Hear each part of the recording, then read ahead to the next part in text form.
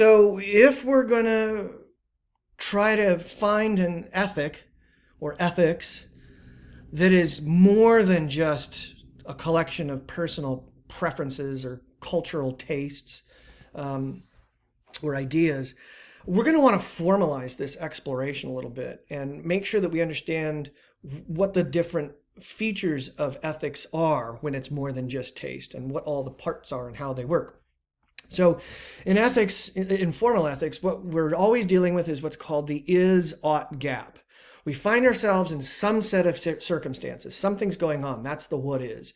And we have ideas about what ought to be, what actions we should take. And when we're working with others, we want to be able to offer our ideas about the way that things should be, and not have them simply dismissed by somebody saying like, yeah, well, like that's just your opinion, man.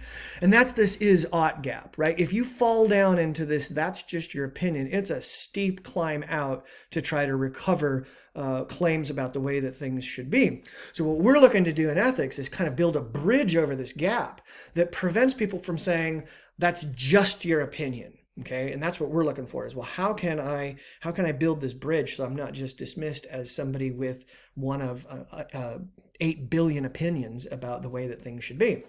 Now, before we go further, it's important to recognize that what we're doing is a particular kind of ethics. Philosophic ethics has to do with what are called normative ethics. We want to discuss how things should be and how we should determine how things should be based on the way that things are. We're not just interested in describing what we believe. We're interested in figuring out ways to advocate for what should be. If you're in sociology or anthropology, you're not interested in what ought to be. That's not a primary question for those disciplines. They're going to be much more interested in, well, what does this group believe? I want to describe their ethical system or their moral values and beliefs, but I'm not necessarily going to judge them or ask for justification for them. All right. So I think I hinted at my own answer to this question by mistake earlier. Do you have to be factually correct in order to be morally correct? What do you think? Seriously, do you? Yeah, I mean, it's possible you could be morally correct or have a morally sound judgment by sheer coincidence or accident. But I'm going to suggest to you that it's far more likely that you're able to arrive at an ethically sound judgment about what should be done or shouldn't be done if you first have some facts, if you first have knowledge of the circumstances that you're in. That's not to say that you have to know everything about what's going on at a given time, but I would suggest to you that there's going to be a correlation between the quality of the moral judgment and action that ends up ensuing and the quality of the information that you begin with about the circumstances that you find yourself in. So anytime we're facing an ethical dilemma, something is happening or something has happened, and we need to have some knowledge about that. These are the facts of the matter. There's going to be some range of possible responses available to us. Not every action is always on the table as a possibility in a given dilemma. So we're going to want to know, well, what are my options here? What can we do? What are the options? And what do I know? And this goes back to our conversation about epistemology.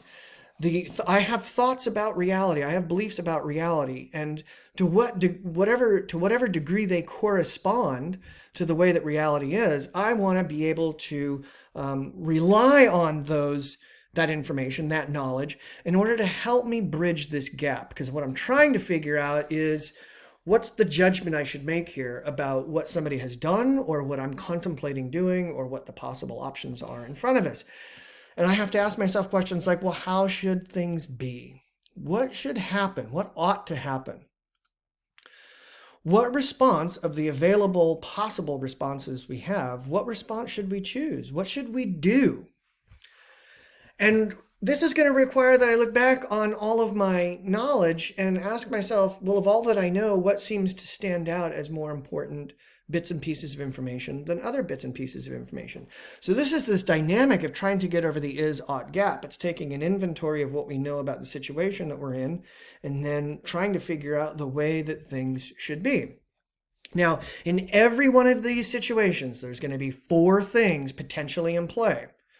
One of those things is a situation. Inevitably, you're going to find yourself in a set of circumstances where you either have to make a moral judgment about something that's already occurred, or you're facing a dilemma in a situation and you have to figure out what should be done. And there's always going to be some sort of a motivation involved here, right? That you're going to be, you're going to have an intention. You're going to be motivated to act by something. There's going to be something driving you to act. And of course, you're going to act. Even if you choose not to do something, that's still an action. You've still allowed a series of events to continue on in the way that they do, or were. And of course, every time you act, there's going to be a consequence. So we always have these four things in play anytime we're confronting an ethical question.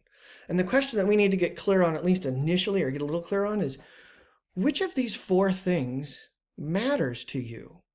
Which of these things matters? Is what's going on in the situation the most important thing? Or is what happens as a result of the action we take the most important thing? Or is it what's in someone's sort of will and heart and what's motivating them to act? Is that the most important thing? Or is it the action itself? Okay, and so that's what we're going to start to play with a little bit here to see if we can get clearer about how we prioritize individually these four things.